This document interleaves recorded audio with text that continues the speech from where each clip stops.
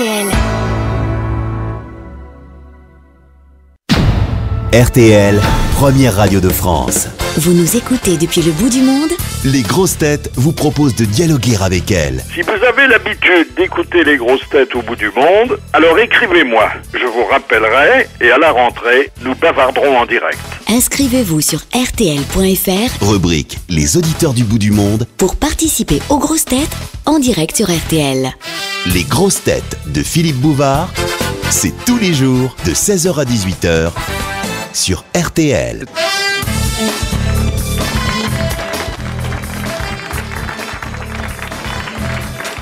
Bonjour et bienvenue, asseyez-vous, nous sommes tous là, nous n'attendions plus que vous. Dans quelques instants, nous rejoindra notre invitée d'honneur, Françoise Laborde, qui délaisse momentanément le petit écran, son maquillage, sa comédie et ses faux semblants pour confier enfin ses 4 vérités. Voici vos grosses têtes.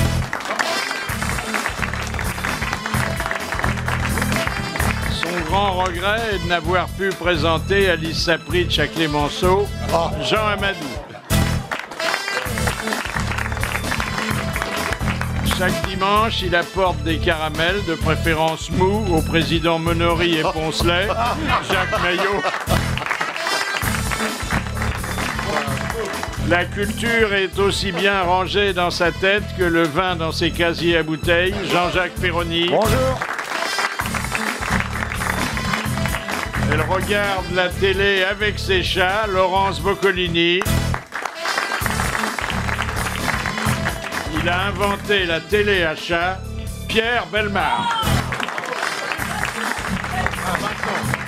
Premier bâton de l'émission. Premier bâton. Alors, du nouveau dans le sport, Richard Virenque se met à la boxe. Pourquoi C'est faire pas vrai. Il est lui-même Boxeur. boxeur. Alors pour l'instant, il ne monte pas sur le ring, il n'en est Non, pas vaut vraiment mieux pas, question. peut-être, Hein. Non, il n'a pas le gabarit. Mais il a un sparring partner ou bien un sac de Ou un sac sable à patates, oui. dans lequel il frappe. Il tape, Et il dit que dans ses passions sportives, la boxe a remplacé le vélo. Oui. Voilà. Mais tout ce qu'il dit, c'était intéressant, Virenque, en général. Moi, je trouve que. Il va on faire de la s'ennuie boxe, pas. donc. Quand il parle, moi, ça m'occupe bien. Il peut pas monter sur un ring, il est trop âgé pour monter sur un ring de toute façon. J'ai une blague pour Virenque qui va la comprendre, celle-là. C'est monsieur et madame Hergé Bell ont un fils. Octave. Octave Hergé Bell. Elle est assez jolie. Oui, Oh, pourquoi franchement. la dédier à Virenque Parce qu'elle est simple. Il mérite pas ça, hein. Alors, il est installé dans un village du Var, à proximité d'une pharmacie, et il coule du bon temps, mais il se maintient en forme avec la boxe. Dans une salle de boxe. Oui. Voilà, qui entretient en même temps la forme, mais aussi une certaine vivacité d'esprit. Oui. Ah oui, bien Ah, sûr, faut le réflexe. Hein. Poulidor disait que la boxe est le sport le plus difficile, juste devant le vélo. Mais parce qu'il me disait la boxe, ça consiste quand même à escalader le Tourmalet avec un mec qui tous les 100 mètres te met un coup de poing dans la gueule. Du nouveau aussi, là, un record du monde cycliste qui vient d'être battu. Et il sera d'ailleurs dans le livre Guinness des records. Oui. C'est un habitant de la banlieue de Chicago qui a réussi, sans descendre, à passer 8 jours sur la selle d'un vélo d'appartement. Oh, formidable. Mais alors, et pipi, caca, comment qu'il faisait? Alors, ça, Avec une bouteille on ne dit pas, parce que... Une ben, bouteille. Essaye de faire dans une bouteille. Non, mais Non, attendez... mais pipi, ça marche. Puisqu'il est resté 8 jours, il était pendant 8 jours à la La selle. selle, voilà. Marquis, il vaut mieux. Hein. Deuxième bâton. Alors, ce qui est intéressant de savoir, c'est qu'il a parcouru l'équivalent de 3244 km, Ah, c'est beaucoup. Pas. qu'il a brûlé 46 000 Calories. et qu'il n'a jamais dormi plus de 12 minutes à la fois. Ah, dis De temps donc. en temps, il avait un petit coup de mou quand même. Un coup de pompe. Troisième bâton.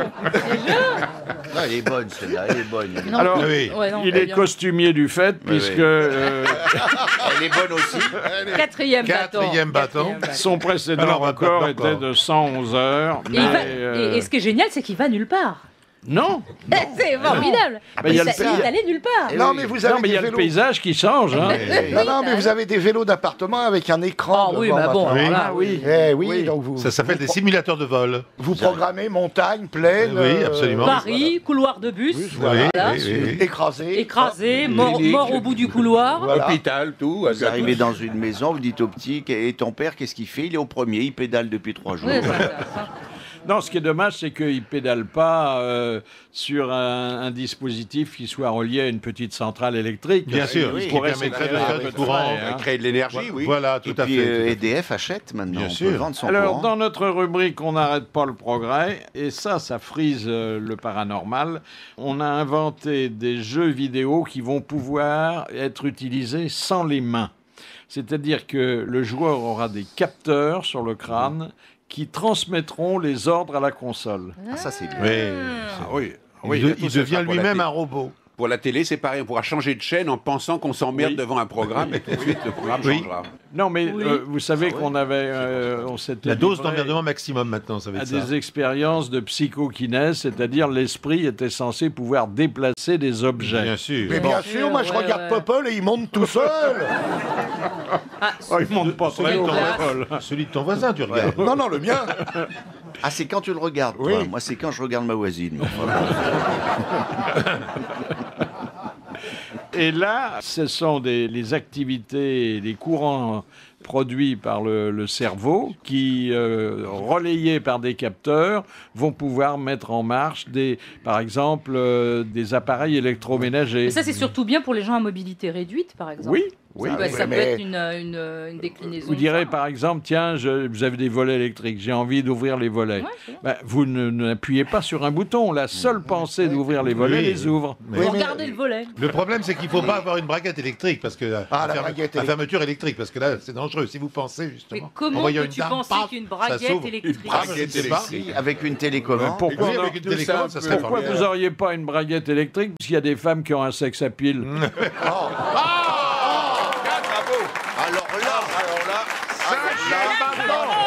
Cinquième bâton. Je propose 2 bâtons. Deux bâtons. Tout de suite, retour des grosses têtes sur RTL. Les grosses têtes de Philippe Bouvard aujourd'hui s'appellent Laurence Boccolini, Jean-Jacques Perroni, Jean Amadou, Pierre Bellemare et Jacques Maillot. Alors, toujours le progrès, et ça vient du Japon, naturellement, comme chaque fois qu'il s'agit de robots. Le premier robot chef d'orchestre qui a dirigé un concert symphonique. Ah, bien, formidable. ça. Ah, oui. Et les musiciens sont aussi des robots, bien entendu. Non, non. c'était des vrais musiciens. Et alors, c'était bien? Alors, qui ont reconnu que la technologie du robot était fabuleuse, qui connaissaient la partition sur le bout de la baguette, Oui, t'as raison. et qui lui ont obéi d'ailleurs, comme tel. Vous ne pouvez pas faire autrement. Il peut pas être chiant, le robot. Tu vois. Bon, alors simplement, il n'a pas serré la main du premier violon parce qu'il n'était pas programmé pour Et ça. il n'a pas salué quand même. Et il n'a pas salué à la Non, c'est ça. Il était en smoking, j'espère. Il a perdu de l'huile un petit peu au milieu du troisième mouvement. Ça, c'est les nouveaux t-shirts. Vous savez que c'est une industrie qui est en pleine expansion. Du bois, expansion du bois. Et on a inventé le t-shirt qui laisse à croire qu'on n'en porte pas. Alors, je m'explique. Oui, c'est un les couleurs chères. couleur chair, Oui. avec, puisqu'il s'agit de t-shirts pour les dames, avec une poitrine... Des nichons. Oui, Dessinés. des nichons c'est bien. qui sont non seulement dessinés, mais un peu proéminents. Oui, bien sûr. Ah oui, alors, d'accord. Ah oui, il y a des balconnets C'est en 3D derrière. alors. C'est en 3D. Oui. Ah oui. Pour les femmes qui sont un peu plates, vous voyez, ça peut... Il y avait un truc qui avait bien marché. il y a Je quelques pense qu'on années. va faire le slip pour exhibitionniste. Oui. Ouais. Oui. Je En vois à 3D, peu près sa forme. En 3D aussi, oui. Ouais. Mais il y a un truc C'est-à-dire qui a qu'on bien marché. n'aura pas froid, mais on montrera quand même Popol, c'est bien, pour c'est bien, reprendre l'expression On aime de M. Perroni. Et le truc qui avait marché il y a quelques années, c'était le t-shirt avec la ceinture de sécurité qui était Ah, ça, c'est bien. René dessus. Donc Ah, le c'est mec, pas c'est mal, ça. ça. Pour les gars le flic qui voyait, Non. on avait la ceinture de sécurité. Moi, j'avais pas un mal. t-shirt couleur chair qui imitait les tatouages des Yakuza, la mafia du Japon. Couleur chair, et on avait l'impression que j'étais tatoué de partout. C'était marrant. Vous n'avez pas devras besoin le de ça mettre. pour être inquiétant, hein? Ça peut aider.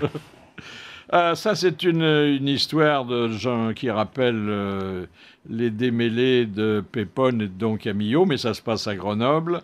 L'évêque vient de demander aux prêtres de son diocèse de ne plus accueillir dans leur clocher de relais de téléphonie mobile. Ah oui, j'ai vu ça, oui. Il leur a sonné les cloches, il leur a dit que c'était pas fait pour ça et qu'il valait mieux que les clochers portent une croix qu'une antenne. Oui, oui. Oui, parce qu'on peut faire une antenne en forme de croix. Hein. Oui. Ça marche très bien. Une antenne de téléphonie mobile en forme de croix. Ils n'y ont pas pensé. Parce que pendant la messe, quand ils évoquent le Seigneur, ça répond « Ici SFR, à votre service ». Alors c'est embêtant. Et puis je reçois périodiquement sur mon ordinateur, car j'ai un ordinateur. Mais c'est un périodique alors. Oui. Ça y est, ça va repartir là. Ça va repartir. Un ordinateur. Je reçois des définitions, des mots d'esprit, des calembours. Alors je vais vous faire profiter de quelques-uns. Un peu, oui. Il s'agit là de définitions, d'expressions usitées. Par exemple, le tiers-monde. Et c'est Robert Buron, ancien ministre, qui l'avait donné. Le tiers-monde, ou à propos du tiers-monde et des aides au tiers-monde, c'est l'aide payée par les pauvres des pays riches pour aider les riches des pays pauvres. Ah, c'est drôle. Pas mal, hein? C'est pas mal du tout, ça. Par les pauvres des pays. Oui, c'est ça. C'est bien. Je vous la découperai et vous pourrez y réfléchir en rentrant chez vous. Oui, c'est notre réfrigérateur, oui. Ouais, tu te la mets dans la Un poche. exemple de désillusion, sentiment ressenti lorsque le superbe postérieur ne coïncide pas avec le visage qui se retourne. Ah oui. Ah, c'est pas mal ça. Pas mal, hein?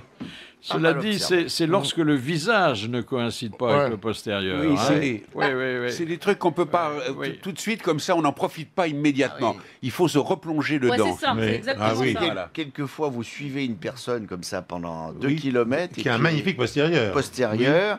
Des jolis cheveux, et alors quand elle se retourne... Parfois, la personne a une barbe. Ah oui, c'est ça le problème. Ça arrive, hein. C'est que maintenant, il y a des physiques. Surtout quand vous voyez un petit catogan. Ben oui. Hein? Regardez l'entraîneur de Lormanodou, là, celui qui est mis en examen. Oh, qu'est-ce qu'il est sympathique. Hein. Il est ravissant. Alors, il fait tandem avec un autre grand sympathique, Maître Collard. Il est bien, le Collard. Oh, le beau duo. Il est bien coiffé. Ah ouais. Ah bah Lucas, il tombe dans la piscine, il se noie avec tout le poids des carats qu'il a là-dessus. Hein. Et puis, facile, la définition du mot facile.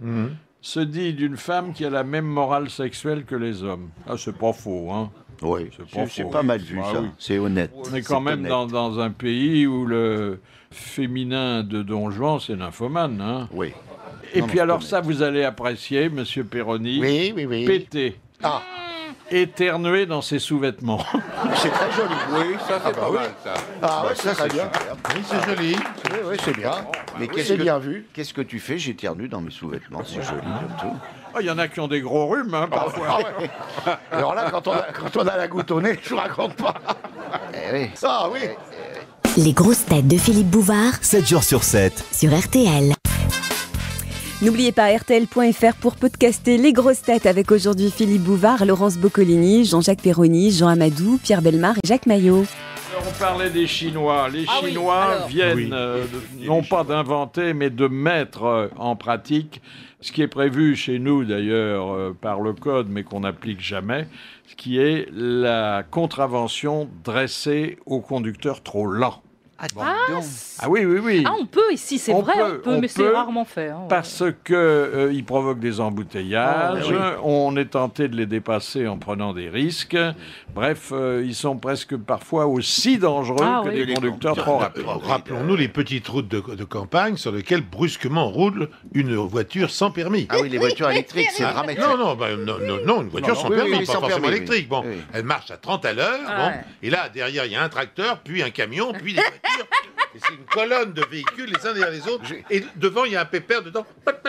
Attends, un pépère. Moi, je vais m'en acheter une pour la Bretagne pour l'hiver. Oui, c'est effrayant. Toi, tu seras plus souvent dans le fossé que sur la route. Oh putain. Bon, cela dit, il y a aussi sur les autoroutes des véhicules qui dépassent pas le 40 ou 50 km à l'heure. Bien sûr. 2 camions qui se doublent, c'est intéressant sur l'autoroute. Un à 80 et l'autre à 81. Ah oui. Ça, c'est bien. Ils mettent à peu près 25 minutes pour se doubler. Ça intéresse les écolos. On a découvert que les gens qui étaient un peu en surpoids contribuer au réchauffement climatique. Et les écolos, ils contribuent au réchauffement de la connerie. Parce qu'ils mangent davantage, qu'ils utilisent plus de carburant pour se déplacer. C'est pas vrai. C'est scientifique, ce que je vous donne. C'est des trucs de nazis, ça. Il faut tuer les gros. Maintenant, ils veulent tuer les gros. Non, mais ça va. C'est tellement absurde. C'est ridicule. Ils n'utilisent pas plus de carburant pour se déplacer. Ça va pas bien. Une voiture dépense pas plus de carburant. Parce que le type fait 100 kilos que s'il en fait 50. Attendez, un avion calcule sa dépense en kérosène au poids de Laurence Boccolini quand elle vient. Oui, mais c'est limité, peu importe. C'est limité, il ne peut pas dépasser ce poids. C'est ça, oui. Peu importe. On fait descendre les gens. Non, pas du tout. Pas du tout. Mais on déplace des gens sur les sorties de secours. Ça, on met l'avion sur une balance et après on fait les... Vous faites combien? Vous pouvez rester? Vous faites 72, vous descendez. Ce sont des calculs absurdes. Bon, alors écoutez, plus sérieux. Merci, plus sérieux. S'il vous plaît. Là, j'ai une dépêche de Reuters qui paraît digne de foi. Voilà. Il y a un Mexicain qui s'appelle Manuel Uribe, comme le président de Colombie, et il a pesé jusqu'à 503 kilos. C'est trop, c'est trop. Ah bah là, oui. Il mesurait combien 1m20 comme nous. Oui. C'est trop. C'était une sorte de tache sur le sol.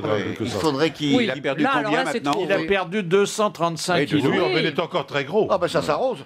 Il a perdu 235 kilos, mais bien qu'il ait des mœurs extrêmement pures, il faut lui envoyer une grue chaque fois qu'il doit sortir. Ah oui, non. Parce qu'il veut sortir en plus. Il veut sortir. Il veut prendre l'air. Et il voudrait arriver à perdre 419 kilos. Il faut qu'il s'y mette pour l'été. Tout le monde rêve de ça. Lui, s'il se laisse faire un string pour l'été, c'est 30 mètres de câble.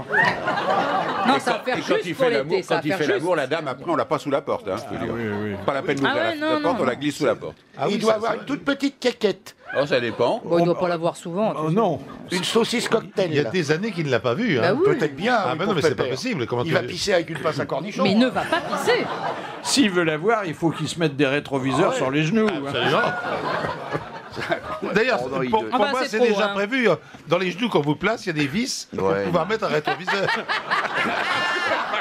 Monsieur Bellemare a fait l'expérience. T'as tout prévu. Tout de suite, retour des grosses têtes sur RTL. Bon, j'espère que l'auditeur du fond de la salle on a bien rigolé, va accepter de prendre place parmi nous maintenant qu'il a vu de plus près de quoi il retourne. Si François Zavatsky veut bien nous rejoindre, on aura plaisir à l'accueillir. Bonjour. Bonjour. Il vient de la France profonde, Saint-Laurent-Blangy, c'est où ça? Alors, Saint-Laurent-Blangy, c'est une commune voisine d'Arras. Ah oui. Du Pas-de-Calais. Combien d'habitants? 5000 habitants. Ah oui, attendez. C'est pas une petite ville. Si j'avais su, je vous aurais parlé sur un autre ton. Quel mépris pour la France profonde. 5000 habitants, ça peut être un chef-lieu de canton. Oui. Alors, monsieur Zavatsky, oui. C'est un peu polonais? Un petit peu, oui. Sa famille est venue dans les mines parce que c'est plus Nord, facile à prononcer. Il est responsable dans une société de crédit. C'est vous dire que c'est un homme courtisé. Oui. C'est vous qui vendez les subprimes, là, les trucs. En tout cas, l'actionnaire, certainement, oui. Bon, mais aujourd'hui, il paraît qu'à la suite de cette crise des subprimes, on accorde plus difficilement du crédit. Sauf aux escrocs. Mais enfin, les gens honnêtes, ils ont beaucoup de mal à avoir un petit découvert. C'est vrai. C'est vrai qu'on l'accorde beaucoup plus difficilement qu'auparavant. Mais on parle bien des crédits importants. Moi, je suis dans le petit crédit, le crédit à la consommation. Oui. Et c'est vrai. C'est plus dangereux. C'est plus dangereux, il faut savoir le maîtriser. Voilà. Qu'est-ce que c'est que le crédit revolving? C'est ça. Alors, le crédit revolving, c'est le pire. C'est le pire. Alors, il se remplit au fur et à mesure que tu le rembourses. C'est une somme d'argent qu'on met à votre disposition, que vous dépensez. Oh, comme c'est gentil. N'est-ce pas? Ah oui. Mais que nous vous refacturons ensuite avec un tout petit peu de frais de crédit.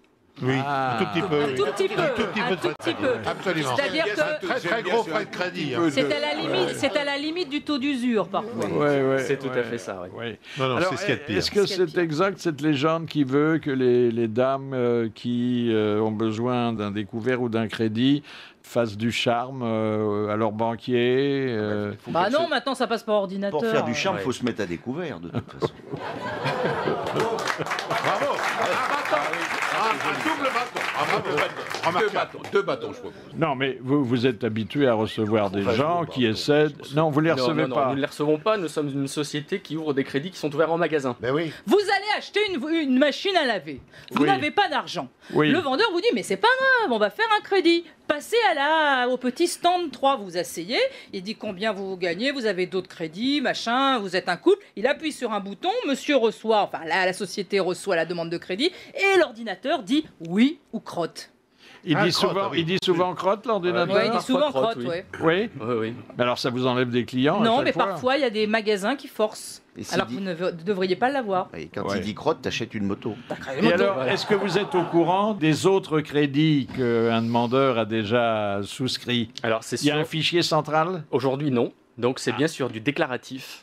Alors là, il y a de mauvaises surprises. Sur l'honneur. Sur l'honneur, alors là, j'allais me bourrer les fouilles, moi. Mais c'est pour ça que tout le monde est beaucoup de gens sont dans la mouise. C'est que vous pouvez dire n'importe quoi. Et qu'il n'y a personne pour vous dire, pour vous empêcher de vous remettre en plus dans la détresse. Mais alors, que fait Julien Courbet? Alors, la seule vérification qui est faite, c'est le fichage en Banque de France. Banque de France. Où cette, quand même. Ce point est vérifié, bien sûr. Il y a des gens qui se retrouvent avec 15 crédits. Si je prends un crédit pour ma machine à laver, la Banque de France est au courant. Tout à fait. Oui. Elle est il vaut mieux interrogée qu'elle soit au courant parce que la machine à laver, elle marche au courant. Ça, c'est... Un bâton. Et moi, j'ai acheté une machine à laver pour mon argent sale. Oui. Pas de bâton.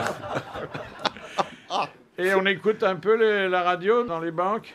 Oh, bien sûr. Alors, pas dans la banque. Alors, peut-être que les bien placés peuvent le faire. En tout cas, moi, je ne peux pas. Mais j'en profite à chaque fois que je sors et je mets ça dans ma voiture parce que je travaille un petit peu loin de mon domicile. Voilà. Et autrement, c'est réservé à la direction, au dernier étage. Hein. À la Société Générale, ils écoutaient les grosses têtes toute la journée. Vous avez vu le résultat. Mort de rire. Qu'est-ce que ça coûte alors en intérêt un crédit aujourd'hui? Alors aujourd'hui, sur le revolving, on est sur du 19 ou du 20%. Ah, seulement, pas plus. Vous êtes des philanthropes, hein? Mais c'est une broutille, ça. Énorme, hein. Ah ouais. Vous les avez à l'usure, quoi, si je comprends. C'est exactement ça. 19 ou 20%. Vous n'avez pas un peu honte, non? Non. Ah bon. Dis donc, De toute façon, les gens en ont besoin, donc les 19% ne les choquent même pas. Ils en ont besoin. Surtout que c'est pas présenté comme ça. C'est pas présenté comme ça du tout. Vous ne vous percevez absolument pas que ça fait ça. Vous vous rendez compte, 19%. On vous parle du montant que vous allez rembourser, et non pas du coût du crédit. Pas du coût du crédit. Absolument. Votre machine à laver, elle vous coûte le prix d'une Bentley à la sortie. Hein. Alors que Marie-Georges Buffet, elle a fait 1,7%, elle a peine. Donc, c'est vous dire si son crédit est bas. Elle n'est pas proche du taux d'usure. Bien, écoutez, on va remercier notre ami François. Oui. Et on va lui demander de transmettre notre cordial bonjour à Saint-Laurent-Blanger. Merci. Bravo.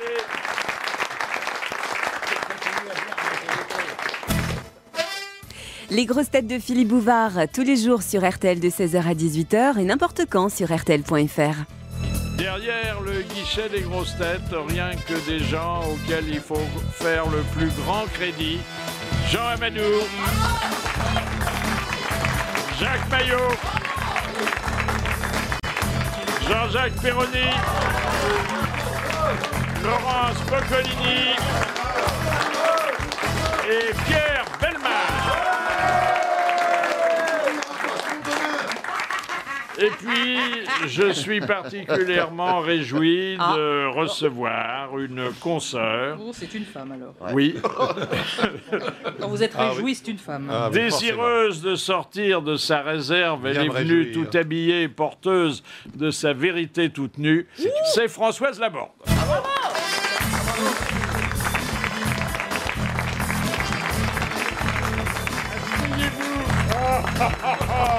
Asseyez-vous, Françoise, et voici que commence votre garde à oui. Oh mon Dieu! Ciel! Voilà, puisque vous publiez Ça va mieux en le disant et que selon vous, vous cessez de faire des mensonges, qu'est-ce qui nous prouve que vous avez vraiment cessé de mentir? Mais c'est ce qui fait la beauté de la chose, c'est que rien ne peut le prouver. Oui. Vous voyez ce que je veux dire? On est. Allez, on va se coucher. Oh, Jean-Jacques, s'il vous plaît. Non, mais c'est ça qui est rigolo. Oui, oui. Entre mensonge et vérité, il n'y a pas de frontière. Donc moi, je fais l'apologie du mensonge parce que je trouve qu'en même temps, il y a quelque chose de piquant dans le mensonge. Ah, ça demande C'est beaucoup l'esprit plus français. d'imagination Oui, et oui. de temps. Je me souviens que le président Pompidou m'avait dit un jour « Je ne mens plus parce qu'aujourd'hui, je suis trop occupé ». Et c'est vrai que ça demande du Mais temps oui, et puis de la mémoire. Une hein. gymnastique de l'esprit Ah oui. est Ah formidable. oui. Ouais, ouais. Et je trouve que on a la chance d'être dans un pays de menteurs, il faut le dire. Oh, bah oui. Menteurs à tous les étages. Et ça fait partie du charme de l'esprit français. On n'est pas chez les anglo-saxons où on doit tous dire dans la transparence, la confession permanente, etc. Nous, on ment tout le temps. Est-ce Ça, que vous c'est- mentez toujours sur votre âge? Non, j'ai arrêté parce que mes fils maintenant me disent maman, ça fait plusieurs années que tu as 45 ans, donc je dis bon d'accord, maintenant je dis j'ai 55 ans.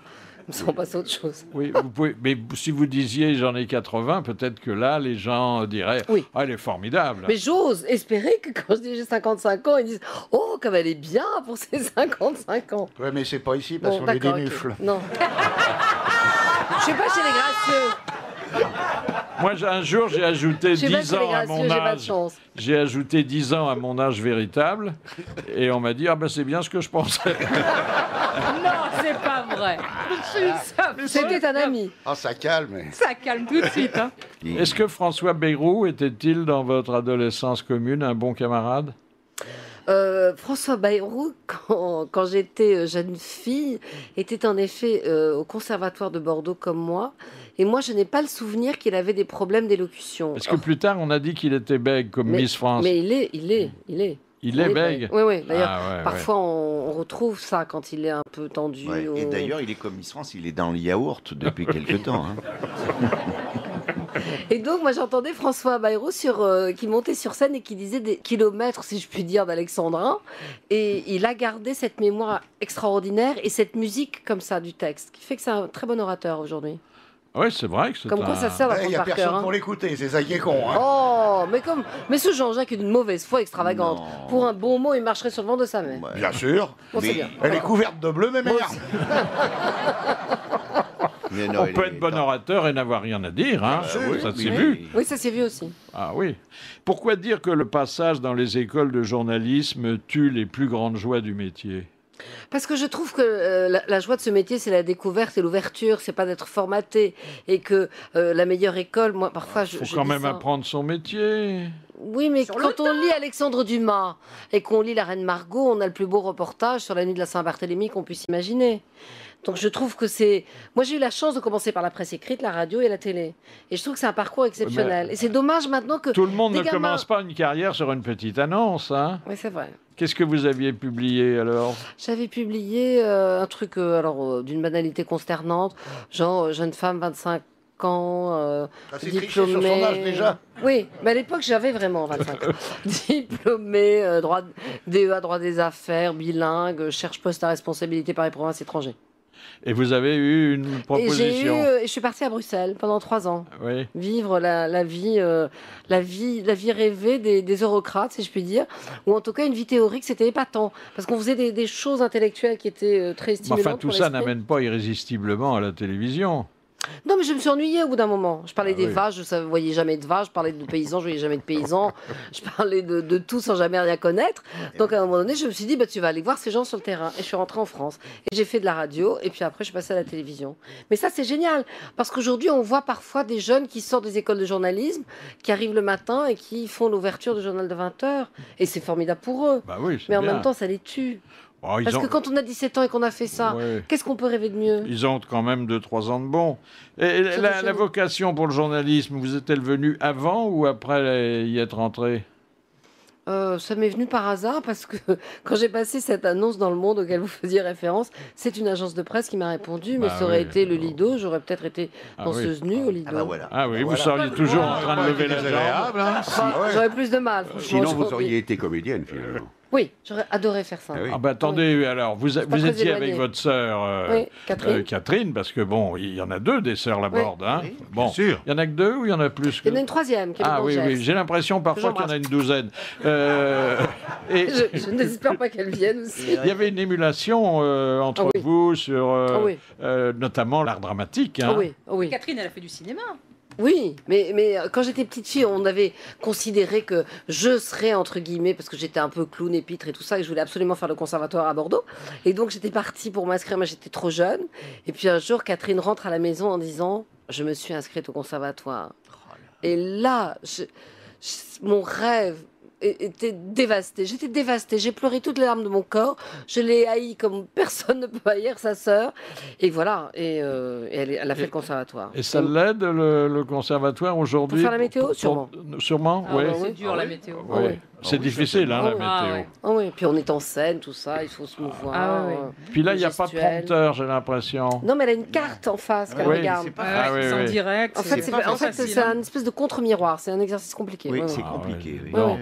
Puis il faut se rappeler toujours de la place que occupe Besançon sur la carte. C'est pas facile, hein? Il ne faut pas se tromper de ville. Philippe Bouvard et les grosses têtes sur RTL, la suite jusqu'à 18h en compagnie de Laurence Boccolini, Jean-Jacques Perroni, Jean Amadou, Pierre Bellemare, Jacques Maillot et puis l'invité d'honneur Françoise Laborde pour son livre « Ça va mieux en le disant ». Est-ce que la confession laïque n'est pas plus rentable que celle qu'on pratique dans les églises quand on commence à faire des aveux dans la librairie? C'est une bonne opération, généralement. Surtout quand on a été très réservé longtemps, comme c'est votre cas. Hein? Je vois à quoi vous faites allusion. Oui. Je théorise, si je puis dire, sur l'idée que pour les enfants qui sont élevés dans la religion romaine catholique et qui vont à confesse régulièrement... Comme nous. Voilà, comme vous tous. Qui êtes des bons paroissiens, et à confesse, on est obligé de mentir un peu pour pouvoir dire au brave curé j'ai péché par gourmandise, enfin. Non, ça, alors excusez-moi, ça le fait pas. Quand on va avant la communion solennelle ou privée, ça le fait pas dire. Ah, moi je l'ai dit à un curé, il m'a dit comment? Vous faisiez des fausses confessions, ça vous est arrivé? Oui, on avait des listes, on s'échangeait les listes avec les copines avant qu'on confesse, pour pas trop choquer l'abbé, pas lui raconter des horreurs comme ça. Oh, s'il te plaît. Pas le péché de chair, mais des trucs un peu, voilà, j'ai pris de l'argent, j'ai un peu fouché de l'argent pour m'acheter un carambar, c'est pas bien ma fille, un pater de Zavé, et voilà. J'étais à la charcuterie, j'étais excité. Oh là là. Non, elle t'a dit qu'elle racontait pas ça. À la charcuterie, c'est pas... Alors, je vais vous donner un exemple de confession mensongère qui avait été relatée ici même par Claude Chabrol. Je racontais des énormités. Quel genre? Je disais que j'avais commis le péché de chair. Alors ils disaient oui. Alors mon gros truc, je disais que, par exemple, j'avais couché avec une fille, et je terminais toujours en disant oh c'est rien, j'ai pas. Bon, tiens, simplement, je l'ai déguisé en Vierge Marie. Et je partais d'un éclat de rire absolument démentiel.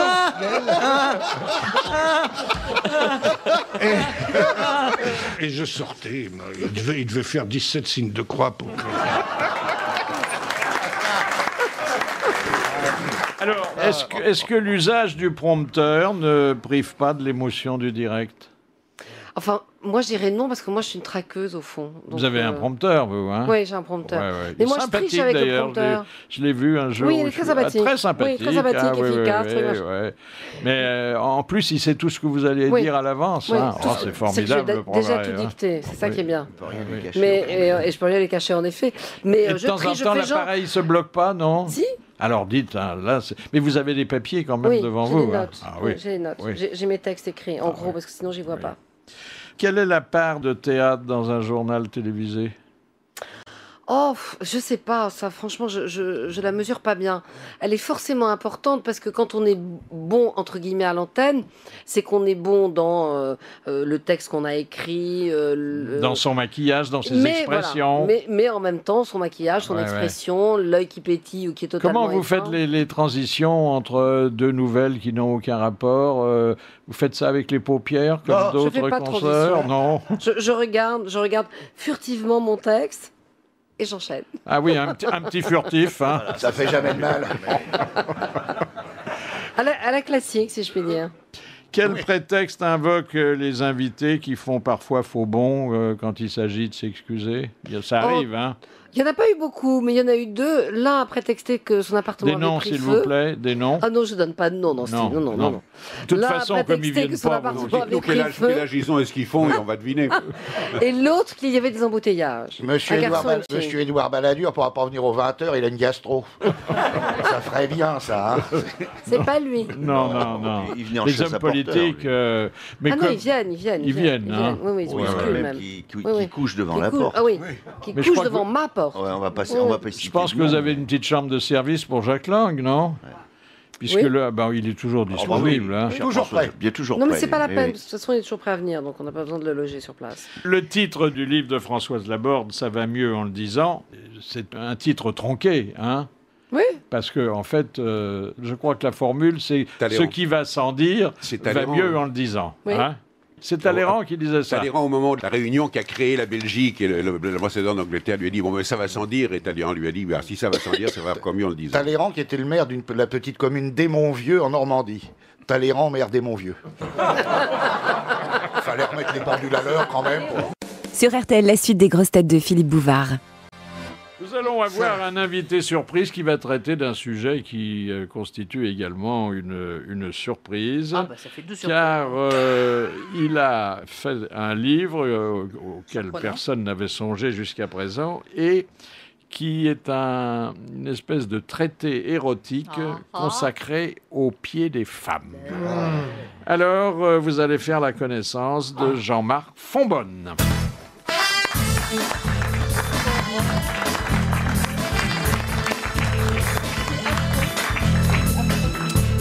Asseyez-vous, monsieur Fonbonne. Alors, fétichiste vous-même? Nécessairement un peu. Oui. Qu'est-ce qui fait une fixette sur les pieds ou les chaussures des dames parmi vous? Quand on était amateur d'Eric von Schuheim, pour prendre cet exemple, grand metteur en scène, à l'époque de ces mises en scène, justement, les pieds des femmes et le bas des jambes des femmes sont photographiés de manière tout à fait particulière par Eric von Schuheim dans ses films, par exemple. Il y a une très grande sensualité des pieds de femmes. Ça commence beaucoup plus loin. Hein. Ça commence au temps les plus reculés de l'Antiquité. Non, mais je veux dire... On parle d'Eric, je parle de... Vous n'êtes pas venu là pour faire chier Bellemare, non? Non, mais c'est vrai. C'est vrai. Pourquoi pas? Non, mais c'est vrai, c'est très important. C'est Bellemare quand même. Et le pied des femmes était d'autant plus remarquable qu'il était caché. Voilà. Le 19e siècle est magnifique pour ça, parce que les robes s'y Regardez, prêtent. là j'ai un doute. Rappelez-moi lequel de vous deux a fait le bouquin. Non, mais c'est vrai, il y a une énorme sensualité dans les pieds des On femmes. voyait pas les pieds, on portait pas de tongs. Alors, faut remonter aux Chinois quand même qui... toujours.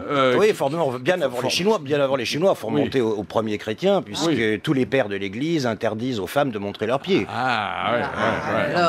Alors, les Chinois ont fait subir des véritables supplices aux femmes. Hein. Ça s'est arrêté il n'y a pas tellement longtemps, ça. Non, ça s'est arrêté en 1949. C'est Mao Tse-tung qui l'a dit. On empêchait les pieds des femmes de grandir. Oui, c'est-à-dire que les pieds d'une femme séduisante devaient à peine faire plus de 6 ou 7 cm. Pour qu'elle soit plus près de l'évier pour la vaisselle. Remarquez déjà, quand Ségolène est allée en Chine il n'y a pas si longtemps que ça, visiblement ils l'ont torturée parce qu'elle avait pété les plombs. Vous vous rappelez la bravitude. Mais elle pense avec ses pieds aussi. C'est ça aussi le problème.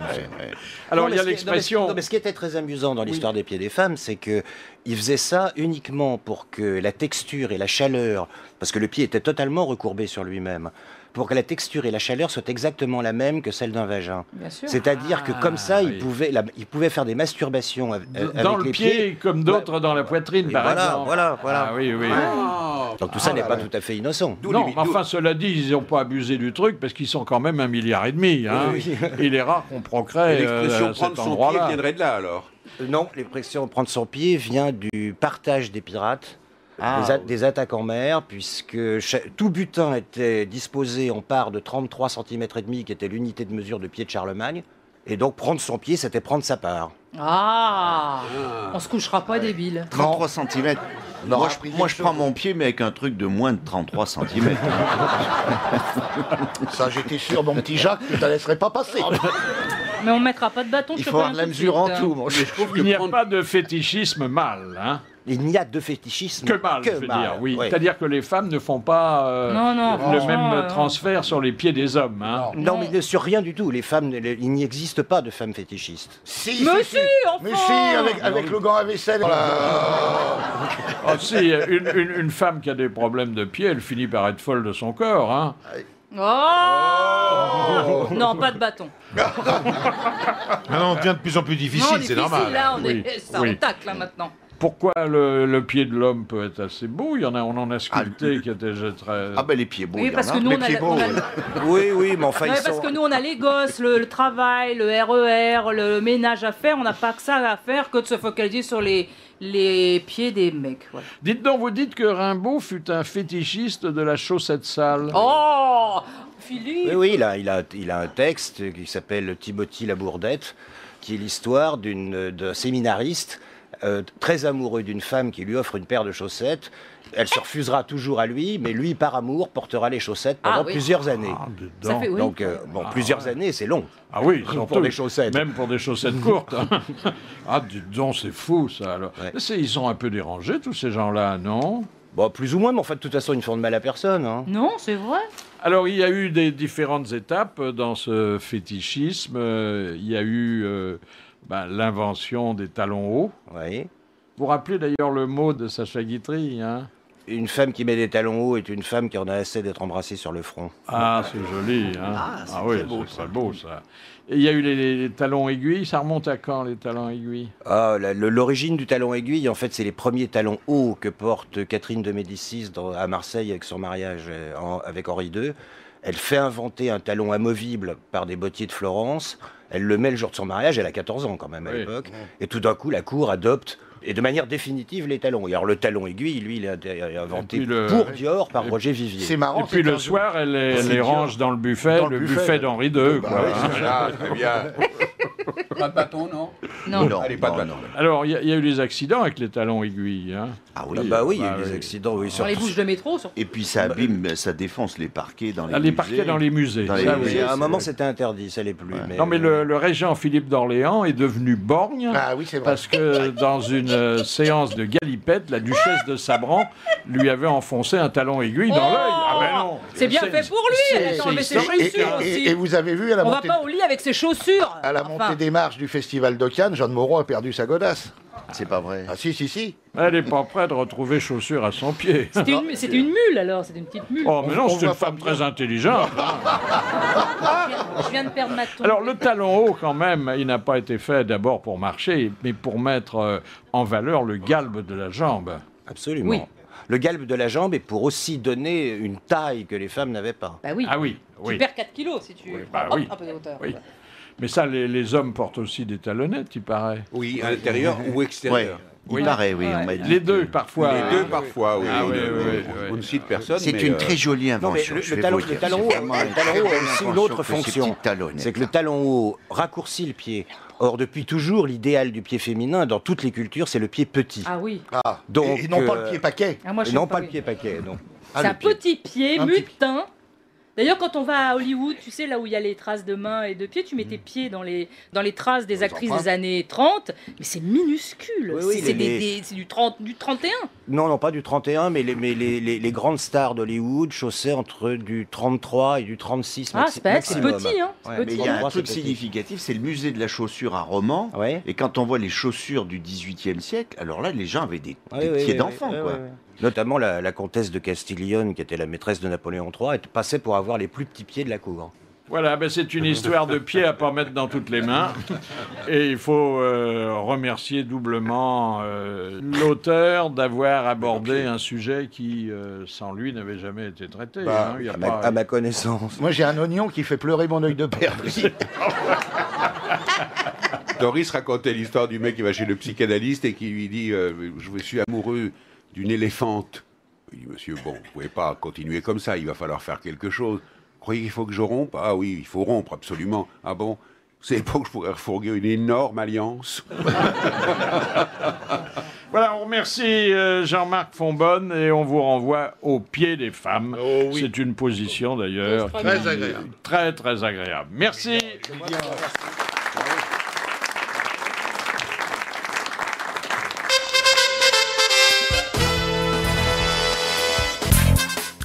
Et on continue avec vos grosses têtes, Philippe Bouvard et son invité d'honneur, Françoise Laborde. Question de Madame Maury qui a dit « La gestation chez la femme dure 270 jours, au cours desquels elle s'empiffre, elle s'enlaidit, elle gémit vaguement, tout en contribuant à faire grimper les courbes de l'absentéisme dans l'entreprise. » Desproges. C'est Pierre Desproges, bonne réponse de Péroni et de Maillot. Et quelle est la dame, demande Madame Cassagne de Paimpol, qui a dit « Ce n'est pas la peine d'avoir du talent à la 5e ligne si le lecteur ne dépasse pas la 3e. » Sagan. Non. Colette. François Giroud. François Giroud. Bonne réponse de Jean Amélie. C'est vrai, hein Oui, c'est vrai. Oui. Elle disait ça des papiers des jeunes journalistes qu'elle relisait dans ses magazines. Ben, vous voyez que ça sert à quelque chose, les cours de journalisme. Hein. Mais les cours de journalisme, Françoise Giroud, ça n'est pas l'école de journalisme. C'est le pratiquer sur le terrain. Oui. C'est quand même être... Est-ce que le recours à des producteurs externes est une mauvaise affaire pour les chaînes de télé ? Je crois que oui, ça a été une idée avancée par la gauche dans un souci d'égalité et d'ouverture, en se disant on va permettre à des petits producteurs d'émerger et de vivre. Et en fait, ça a conduit à ce système absurde qui fait que pour exister à la télévision, il faut avoir une maison de production.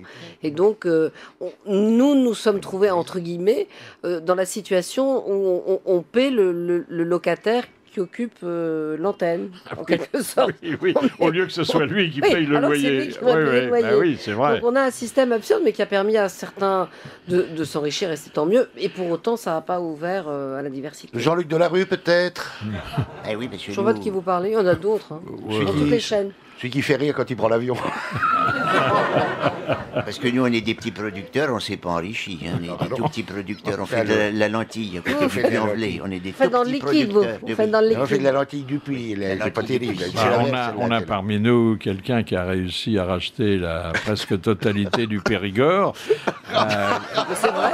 Mais oui, absolument. Grâce à ses productions. En étant producteur. Mais oui, absolument.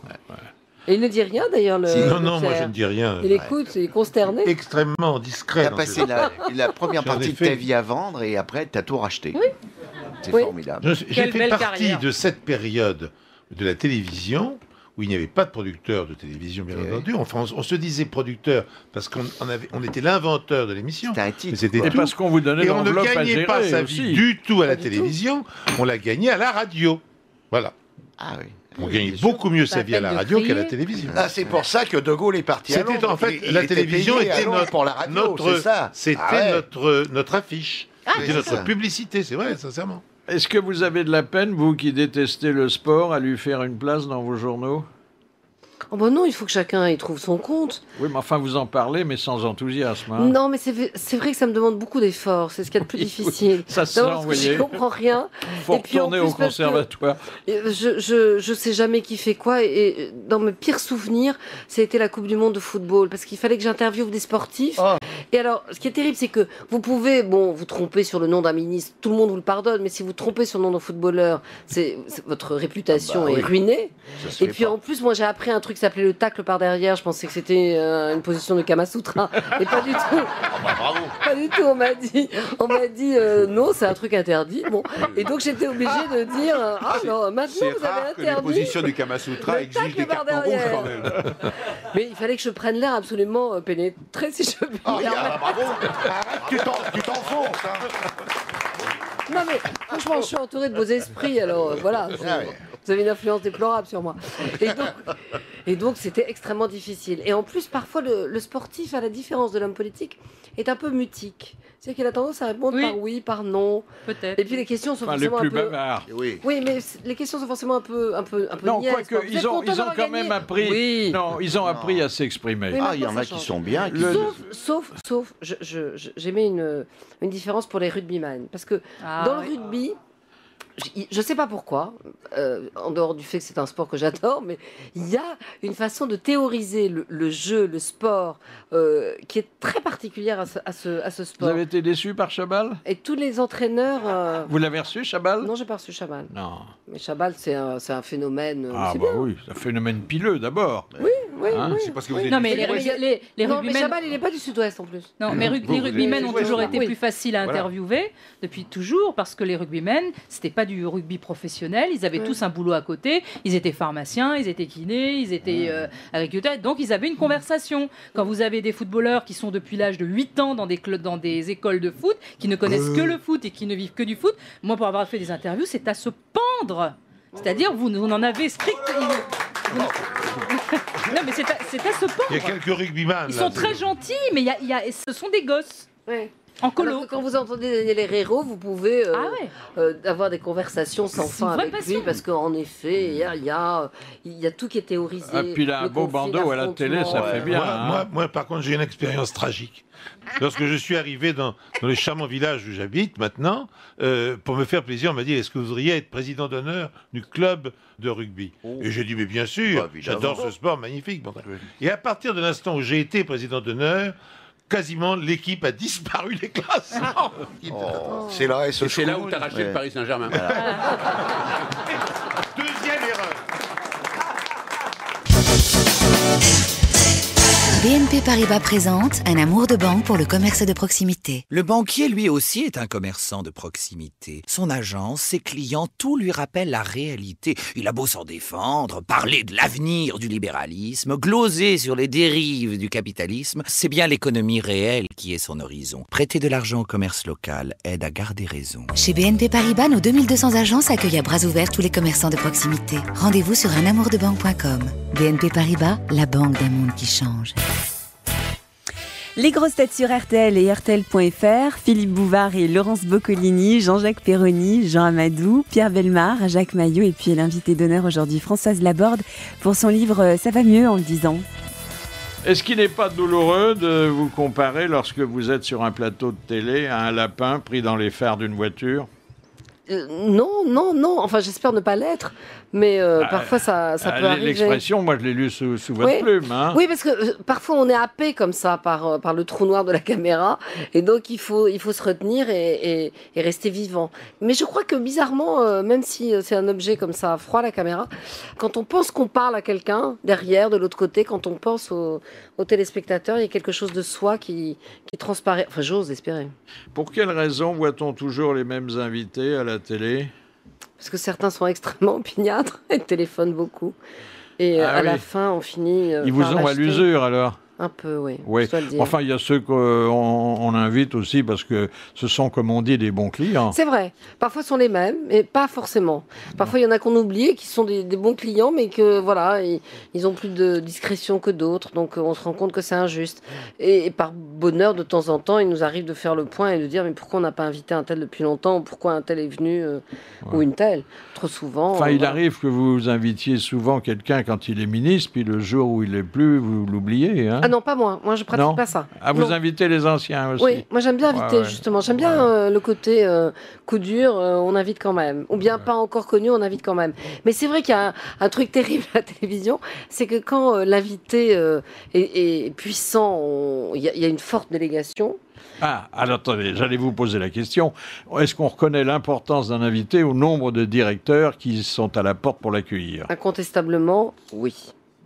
Et ça, c'est d'une cruauté terrible, parce que ministre un jour, je pense notamment à Édith Cresson, Premier ministre un jour, et puis rien le lendemain. Donc un jour, il y a le banc, l'arrière-banc, tout le monde est là, et en train de loindre, de la complimenter, de la féliciter. Le lendemain, c'est à peine si le team de la sécurité la reconnaît pour l'accompagner jusqu'au plateau. Il y en a même eu un jour qui a failli rater l'interview parce qu'il était resté dans le hall et que personne ne l'avait amené jusqu'au plateau. C'est dire comme c'est un c'est très univers. cruel. Ah oui, oui, c'est cruel. En quoi un intervieweur ressemble-t-il à un toréador? Ah, parce qu'en effet, il faut... c'est une expression que j'aime bien. Je trouve qu'il faut torer, en effet, l'invité. C'est-à-dire l'amener à la cape. Je ne sais pas si vous êtes amateur de corrida. L'amener L'amener à la cape. Non, je n'ai pas dit qu'il fallait avoir les oreilles et la queue, s'il vous plaît, Jean-Jacques Perroni. Pas une chose pareille. C'est toi qui as l'esprit mal placé. Je n'ai pas dit une chose pareille. Je vous ai entendu j'ai juste dit que j'aimais pas la corrida, c'est tout. Ah bon, d'accord, c'est bien. Alors, donc, il faut le torer, l'amener à la cape, etc., qu'il accepte une ou deux piques, et puis en même temps, savoir qu'il y a un moment donné où il faut conclure. Alors, je dis pas qu'on le met à mort, ce qui est quand même une chance pour la classe politique française, mais c'est vrai qu'il y a quelque chose comme ça, il y a une sorte de jeu. L'avantage, c'est que de temps en temps, en tant que journaliste, on peut dire la vérité. C'est-à-dire dire, vous êtes en train de pratiquer le mensonge de la langue de bois. Il y a rarement un homme politique a encorné quelqu'un qui l'interviewait, surtout si c'était féminin. Oui, enfin, ça peut se produire après. Ça peut arriver, oui. Ça peut arriver, on trouvera des exemples. Il y a des invités qui sont intarissables et dont les confidences ou le message dépassent le temps imparti. Comment vous faites pour leur dire que c'est fini? Je leur fais des signes cabalistiques. Je leur dis que ça s'arrête. Comme ça, ferme-la. Oui. Non, c'est comme ça. Jean, c'est terminé. Oui. Il continue, il y en a qui continuent. Je regarde pour être sûr qu'on ne me voit pas à l'antenne à ce moment-là. Et voilà, en général, ils comprennent. Ils comprennent? Oui, ils acceptent. Oui. Oui, ils acceptent, assez volontiers. Ouais. Enfin, il y en a qui sont... Bon, c'est difficile de leur couper la parole, hein. Oui, parce qu'il y en a qui sont extrêmement bavards et qui considèrent qu'ils ont tout leur temps et qu'il est légitime qu'ils prennent tout leur temps. Il y en a beaucoup qui répondent pas aux questions, mais qui disent ce qu'ils avaient envie de dire. Hein. Oui, il y en a beaucoup, puis il y en a qui mentent aussi. C'est ça qui c'est pas possible. Non. Mais c'est ça qui est épatant quand on est menteuse professionnelle comme moi, c'est qu'on repère ses amis, si je puis dire. On les connaît d'avance. Il y a des menteurs parmi les gens qui nous gouvernent ou qui voudraient le faire. Ouais. Oh là là là là. C'est fou, hein. Je sais que ça vous bouleverse. Ah ben beaucoup. Mais je me demande si la vie dans un pays ou au sein d'une société où tout le monde dirait la vérité ne serait pas insupportable. Ah mais je suis absolument d'accord avec vous. Impossible. La transparence, la vérité absolue, d'abord c'est un leurre, ça n'a pas de sens. Parce qu'on ment, en même temps ce sont les règles de la bienséance et de la courtoisie. Un homme politique, n'importe lequel qui dirait la vérité tout le temps, il ferait pas 8 jours. Non. Mais personne. Il serait même jamais devenu ministre. Mais non. Mais même un époux, une épouse qui dirait la vérité à sa femme ou à son mari ne resterait pas évidemment. Elle ferait pas la semaine. C'est évident. Ah ouais. Un ami, une amie, enfin, que sais-je. Même Dieu, s'il disait la vérité, je pense pas qu'il ferait long feu. Non mais il te regarde. Il y a Jacques Maillot, Pierre Bellemare, Jean Amadou, Jean-Jacques Perroni, Laurence Boccolini et Philippe Bouvard qui reçoit aussi Françoise Laborde. Le petit écran est un support, comme on dit, très différent de la radio, très différent de la presse écrite. Est-ce que le téléspectateur ne confond pas souvent les vedettes et les journalistes? Ils distinguent mal les uns des autres, hein? Oui, bien sûr, mais à la limite, en même temps, c'est de bonne guerre. Et puis, parfois, nous-mêmes, on peut entretenir la confusion des gens. Donc, ce que le téléspectateur sait, c'est à quel moment commence le journal, parce qu'il y a un générique, et là, il sait qu'il est dans l'info. Après, voilà, il pense que parfois, c'est le présentateur qui décide de tout, alors qu'il y a des équipes Il sait derrière. qu'il est 2 minutes avant l'heure, hein, je précise tout de suite. Oui. Toujours, oui. Toujours. Ça 2 minutes avant l'heure. Oui, c'est vrai. C'est une tradition, c'est... Hein. Non, c'est pas 2 minutes. Non, c'est pas 2 minutes. 2 minutes, c'est presque. trop. C'est 49 secondes. Oh. Non, de mémoire, c'est 49 Chez le concurrent, secondes. c'est souvent 2 minutes. Hein. Oui, il faut être le premier à commencer. Il faut être le premier à commencer, le dernier à terminer, pour avoir oui. les bonnes audiences. Il faut être le premier à annoncer la mort, même quand c'est pas vrai. Si vous conservez tous vos vêtements, y compris ceux que vous portiez voilà 30 ans, c'est pour les offrir un jour au musée de l'audiovisuel ou par peur des années difficiles? Non, c'est parce que je n'use pas. Ah bon? La fille qui se vante. Je n'use pas. Ah oui. J'use très peu. Je chausse du 35, je tiens à le dire, parce que vous parlez des chaussures tout à l'heure. Et donc, je n'use pas mes chaussures, je n'use pas mes vêtements. Là, vous conservez tout? Non, je ne conserve pas tout, je jette. Mais parfois, je retrouve des trucs rétro, comme ça, rigolos, qui me plaisent bien, quand j'étais jeune et que je dansais le bebop en jupe à fleurs. Ça vous laisse indifférent ce que je dis. Tu s'en fous à un point, tu peux pas savoir. Oui, non, mais j'imaginais qu'il me voyait en train de virevolter avec ma jupe et le bebop et tout ça. Moi aussi. Ah, merci, Pierre, merci. Moi, j'étais en train de rêver un peu. Hein, on écoutait, nous. Il vous est jamais arrivé de consulter une note quand quelqu'un parlait en face de vous? Non, monsieur. Moi? Non. Non, il m'est arrivé de les oublier, mes notes. Et alors, j'ai découvert à cette occasion que les meilleures interviews, c'était précisément les interviews où on n'avait entièrement rien. improvisées. Ouais. Moi aussi, j'ai Parce qu'on est oublié mes obligé. notes au lycée. Moi, je dois être très mauvais parce que j'ai préparé ça pendant 4 heures. Hein. Mais non, mais il faut les préparer, mais pas les lire. Vous ne les lisez pas. Si, vous avez je préparé, les vous ne les lis. lisez pas. Je les lis. Oh bah, il les lit. Là, je vais vous dire. Alors, attendez. La baisse de popularité, je me relis mal, hein, de Nicolas Sarkozy tient-elle au fait qu'il n'est plus malheureux en ménage? Ah. Vous l'évoquez, hein? Oui, je l'évoque. Je pense qu'il y a eu à un moment donné, en effet, quelque chose qui était un peu de cet ordre-là. C'est-à-dire qu'il y avait une grande adhésion aux candidats, à l'énergie, y compris aux candidats malheureux qui essayaient de récupérer sa femme, qui était malheureux en amour, etc. Et je pense qu'il y a eu dans cette idée-là quelque chose qui faisait que les Français ont pu s'identifier à un moment donné au malheur de l'homme privé en même temps qu'à l'énergie du candidat.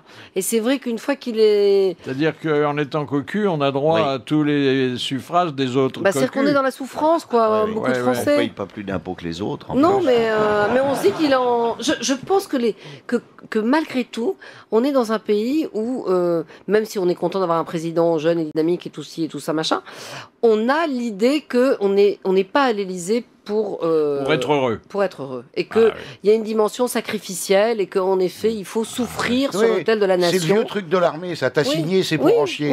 Oui, mais c'est au fond ce que pensent beaucoup de Français. Donc en effet, le côté il est malheureux, j'ose pas dire que ça leur allait presque mieux qu'il est heureux, mais il y avait un petit côté comme ça. Qu'est-ce que vous ont laissé vos études de droit?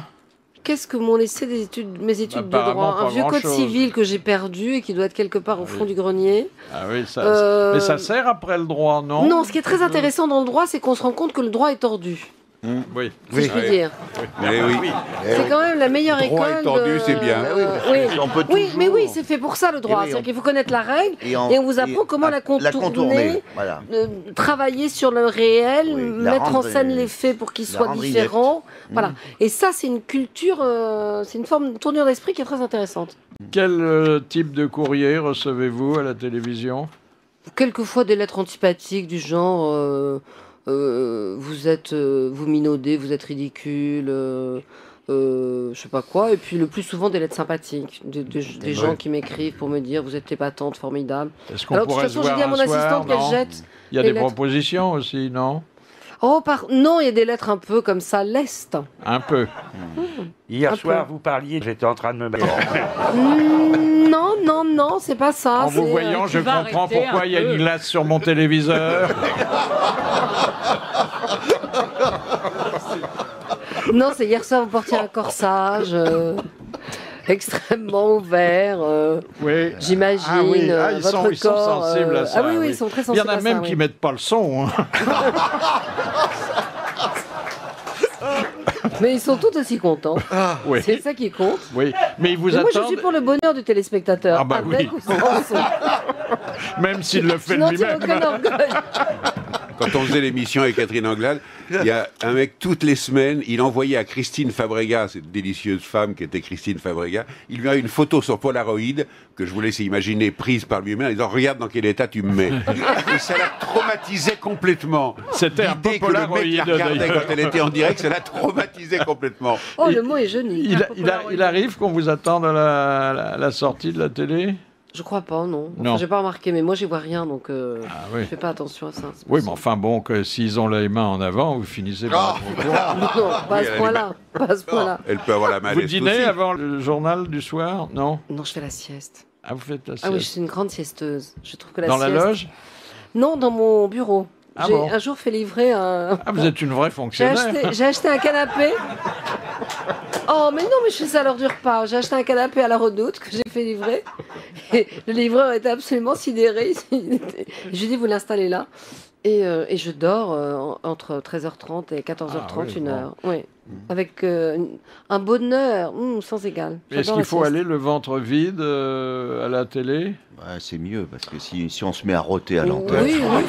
Vous faites un cassoulet, c'est pas grave. Parce qu'on dit toujours ventre affamé n'a pas d'oreille. Non, mais attendez. Elle a raison, Laurence. Il faut éviter le gazeux. Le président de la République, hier soir, était aux Invalides. Vous voyez, non, mais c'est terrible. Des bruits de paix au Proche-Orient. attendez, qu'est-ce que vous voulez? Ah, ce serait pas mal, un petit bien. bruitage. Dès qu'on parle Perrault... Ah non, ça fait rigoler. Péroni, voilà, Péroni. Tout de suite, retour des grosses têtes sur RTL. Le prochain enregistrement des grosses têtes de Philippe Bouvard, c'est lundi. Lundi à 10h avec les invités d'honneur Daniel Delorme pour son livre Demain tout commence. Et puis Guy Drut, membre du comité international olympique. Donc à lundi, 10h au grand studio de RTL, 22 rue Bayard à Paris dans le 8e. Et puis RTL.fr pour en savoir plus. Alors dans ce livre qui est plein de confidences mais aussi d'instantanés, parce que vous êtes une observatrice professionnelle, vous rappelez quelque chose qu'on avait oublié, en tout cas moi, qui était l'équipée de Nicolas Sarkozy en Camargue pendant la campagne. Ah oui, sur son cheval au grand galop. Oui, mais qu'est-ce qu'il y avait derrière le cheval? Il y avait une sorte de tracteur, et derrière le tracteur une remorque, et dans la remorque une dizaine ou une vingtaine de journalistes, de caméramans, de photographes qui suivaient l'épopée. Et c'est vrai que ce qu'on appelle le contre-champ, c'est-à-dire pas simplement la photo du cavalier et de la cavalière, parce qu'il y avait Nathalie Kosciusko-Morizet avec lui, mais on voyait derrière toute cette troupe qui suivait, ça avait évidemment un autre relief. Si comment il est comme cavalier? Je sais pas, je déteste les chevaux, je ne monte pas à cheval. Je retire, je déteste les chevaux, je ne monte pas à cheval. Dites, vous avez peur des chevaux? Oui, j'ai peur des chevaux. C'est comme moi j'ai peur des Pas chevaux. des taureaux, mais des chevaux, c'est curieux quand même. Oui, mais je ne suis pas torero. J'adore les chevaux, mais j'ai peur des chevaux. J'en reviens au mensonge. Il vous est arrivé de mentir sur vos diplômes?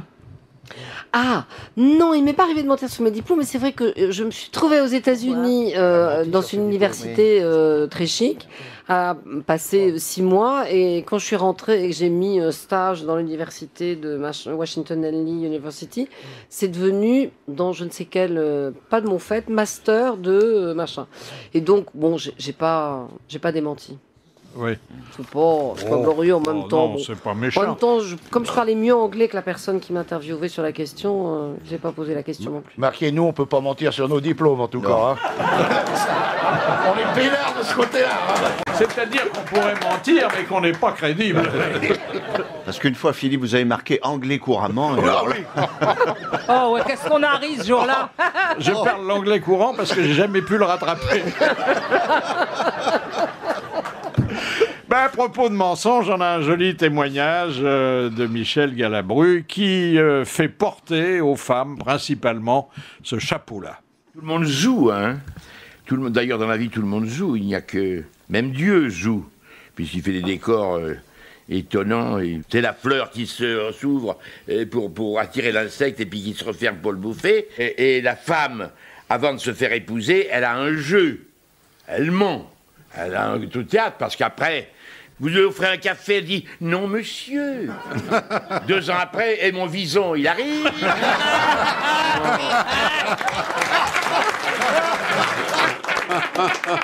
C'est excellent. C'est un joli raccourci. Hein. C'est excellent. Ah oui, oui. C'est excellent. Et pas mal vu, faut dire. Ah oui, il y a tellement de vrai là-dedans. Jean Dutour, bonjour. Bonjour, M. Bouvard. La question de Madame l'envie d'en savoir plus. Hein.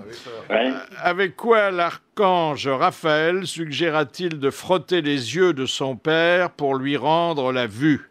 Avec le fiel de la poisson. Oui, avec le fiel de poisson. Bonne réponse de Jean Dutour. Imbattable en ophtalmologie. Ça chez hein. Findus, du fiel de poisson. Oui, oui. Avec du fiel de morue, on retrouve la vue. Ouais. Et du fiel doré aussi. La morue. Ah. Et on retrouve quoi avec le fiel de ré, Jean-Jean? Je sais pas. Un truc, mais... La morue est souvent fielleuse. Hein. Oh là. Question de Madame Bresson. Pourquoi Sully, le grand ministre d'Henri IV, décida-t-il de faire planter des arbres au bord des routes françaises? C'est pour les pèlerins de Saint-Jacques-de-Compostelle. Mais laisse-le répondre. Oui, pour le Saint-Jacques de Oui, Compostelle. laissez, voyons, monsieur Maillot.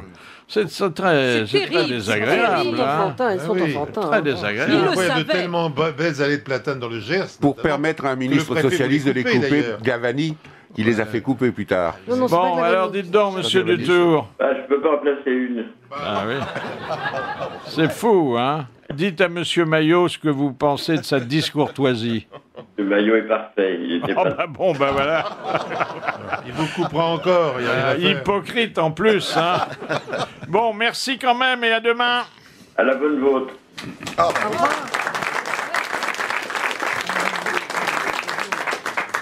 Les plus grosses... De quoi? Non. Les plus gros Sont pas les meilleurs. mensonges, l'aveu figure dans le livre, c'est un faux accident d'automobile. Alors là, ça devient gênant, hein. Oui. Comme dans ce livre, j'ai décidé d'avouer et de reconnaître mes gros mensonges. J'ai raconté celui-là, mais qui date de quelques années quand même. Hein. Attendez, s'inventer un faux accident de voiture, ça va loin. Mais avec le recul, je pense que c'était un symptôme régressif, comme diraient les psychanalystes. Vous savez, quand on est enfant, on dit qu'on est malade, et quand on est adulte, voilà, moi je me suis inventé un accident de voiture, et pour être crédible, c'est mon côté comédienne un peu. Je suis arrivée dans le hall de la rédaction où j'étais à l'époque, avec un peu de mercurochrome sur la figure, un chemisier que j'avais vaguement déchiré, des griffures que je m'étais faites au feutre, pour montrer que je venais d'être happée par une voiture. Et donc, j'ai expliqué qu'il fallait que je parte de toute urgence. Tout ça, c'était pour une baliverne, en plus, éviter une réunion à laquelle je voulais pas aller, enfin bon, un truc tout à fait secondaire. Du coup, les urgences ont été prises d'assaut parce que j'ai tellement... ce qui était très agréable pour l'ego, au fond, c'est que j'ai suscité beaucoup la compassion et l'amitié. Et donc, les urgences étaient prises d'assaut. Il a fallu qu'un de mes amis téléphone en faisant croire qu'il était un grand ponte d'un hôpital et que j'avais été prise en charge directement. Enfin, c'est devenu n'importe quoi. Il y a Laurence Boccolini, Jean-Jacques Perroni, Jean Amadou, Pierre Bellemare, Jacques Maillot et puis Philippe Bouvard et Françoise Laborde. Une question un peu sexuelle, il y en aura qu'une. Question de Monsieur Scran de Dunkerque, qui eut 5000 amants, dont 439 prêtres. Lucrèce Borgia. Non, c'est un peu plus récent. Mata Hari. C'est un peu moins récent. C'est un peu moins récent que Mata Hari. C'est entre Lucrèce Borgia et Mata Hari. Oui, d'accord. Il y a du chemin, là. La Belle Otero. La Reine Margot. Non. Comédienne. Elle était un peu comédienne, comme toutes les femmes. Hein. Enfin, elle a joué des scènes d'amour avec des gens qu'elle n'aimait pas, donc elle est comédienne. La Dame aux Maîtresse de roi. Comment? Maîtresse de roi. Oh, elle était la maîtresse de tout le monde, y d'accord. compris d'ailleurs du prince de Condé, qui était à l'époque un grand seigneur. La Montespan. Non. Madame de Maintenon. Non. Oh, bon, non. Ninon de l'Enclos. Ninon de l'Enclos. Bonne réponse de Jean Amadou. 5000 amants. Qui, je crois, fit partie des 5000. Oui, mais à la fin. Parce qu'elle était un des derniers, pratiquement. C'était quand même une femme formidable qui avait déniaisé 3 générations de Sévigné. Oui. Mais 5000 amants. Mais 5000 amants, elle ne devait pas s'attarder beaucoup quand même. Ah non, la part du mensonge là-dedans, quand même. Oh oui, attends, la part du mensonge, elle est à 90%. Là, Oui, elle est à 80%. C'est la légende. Vous rentriez dans la grotte miraculeuse, Et puis il y avait les papiers peints. Tout était mensonge. Il y avait beaucoup plus de prêtres que ça, finalement. Pardon? Il y avait beaucoup plus de prêtres qu'elle n'en a avoué. Ah oui. Laurence Boccolini vient de me souffler, c'était la voie romaine. Écoute, 5000 amants. Est-ce qu'il faut contredire les hommes vioques, politiques elle est moche quand on et les tout, interviewe? Bien sûr, Oui. on est là pour ça. C'est même l'art et la beauté de ce métier. Il faut les contredire et quand ils ne disent pas la vérité ou quand on sent qu'ils sont en train de mentir, on ne peut pas les obliger parce qu'on n'est pas non plus dans un interrogatoire de police. Mais on a le droit de dire je sais que vous dites pas la vérité ou je sais que vous avez pas envie de répondre. Voilà. Monsieur vous le ministre, exagérez, ça reste un peu doux. Mais Monsieur le ministre, si vous continuez comme ça, je vais faire monter de la bière et des sandwichs. Non, mais quand ils mentent, ils font des phrases très longues et on n'arrive pas à couper. À glisser dedans. On arrive, on les regarde avec les yeux, on les fusille du regard. La plus belle fausse réponse, c'est... D'ailleurs, nous en parlerons tout à l'heure. Ah bon, alors, d'accord. On est sûr qu'on n'en parlera plus jamais. Hein, quand vous voulez traiter un sujet et que l'homme politique élude... Oui, nous allons en parler tout à l'heure. C'est fini. Oui. Hein. Oui, on en parlera tout à l'heure, alors. Cela dit, le journaliste français étant cela différent de ses confrères anglo-saxons, c'est qu'il ne pose jamais 4 ou 5 fois, sauf notre ami Jean-Michel Apathy, une question à laquelle on n'a pas apporté de réponse. Oui, absolument. Oui. Mais c'est vrai, mais moi je ne le fais pas non plus. Mais parce que je crois, Jean-Michel, si tu m'entends, je t'embrasse, excuse-moi. Surtout que c'est un pays à moi. Mais parce que je pense que. Elle se croit chez Drucker. Hein. Oui, c'est mon côté télé. C'est mon côté corporate, si je puis me permettre. Mais je pense qu'il y a un moment où ça sert à rien, en effet. Parce que quand ils veulent pas parler, ils veulent pas le dire. Non. Donc moi j'ai une autre méthode. Je dis. Et donc, nous remarquerons que vous ne voulez pas répondre à la question. Ah, quand même. Ah oui, vous marquez le coup. Ah oui. hein. Ou bien, moi, j'ai fait d'autres choses. Par exemple, j'ai interviewé un ministre de l'Intérieur qui m'avait dit, avant l'interview, je ne veux pas que vous m'interrogiez sur, en l'occurrence, c'était la Corse. Et au moment de l'interview, j'ai dit, j'ai bien compris que vous ne vouliez pas parler de la Corse, mais je vais tout de même vous poser une question un peu différemment. Que pensez-vous de tel leader? Du fromage de Bic. Non, Ça, de c'est- tel c'est- leader. Et là, le ministre Il s'appelait répond. Jean-Guy Talamoni. Et là, il est parti, tac. Et là, le répond. pris Alors, le- sixièmement, vous êtes viré. Question de Monsieur Couve de De Rocancourt, Murville. qui fut la première secrétaire du Père Noël en France. Et à ce titre, elle rédigea la première réponse du Père Noël que fit ensuite parvenir On la connaît l'administration des PTT. Jacqueline Joubert. Non, quelqu'un...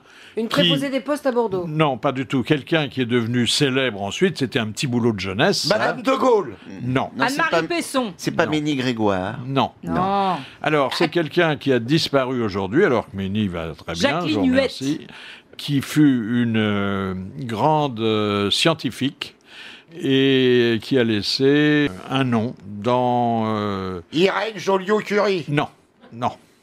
Pourquoi pas Marie Curie? Une grande Oui, pourquoi pas.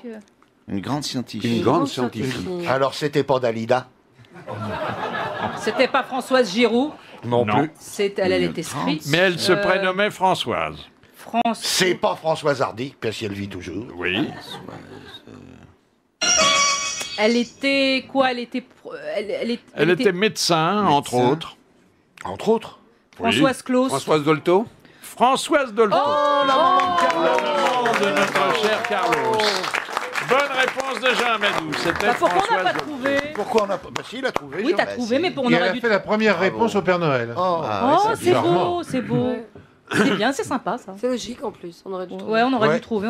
Il l'a trouvé. hein. Ouais. Alors, une jolie histoire, très personnelle, pas inventée du tout, et qui constitue, dans une carrière publique, hein, une jolie leçon d'humilité.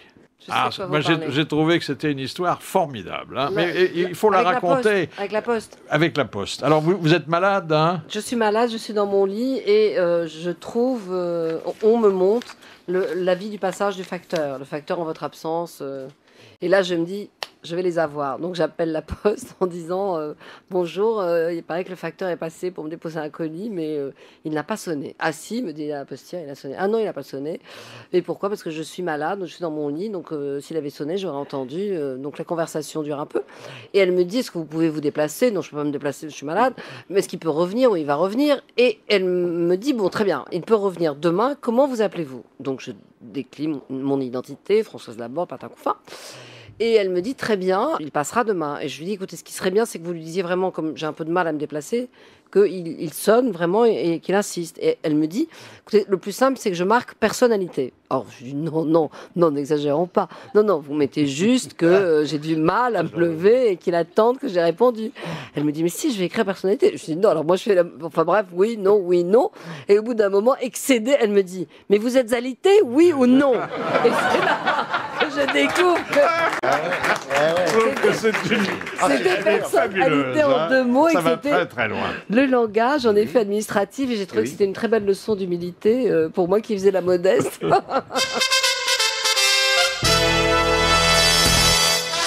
Les grosses têtes de Philippe Bouvard, de 16h à 18h sur RTL.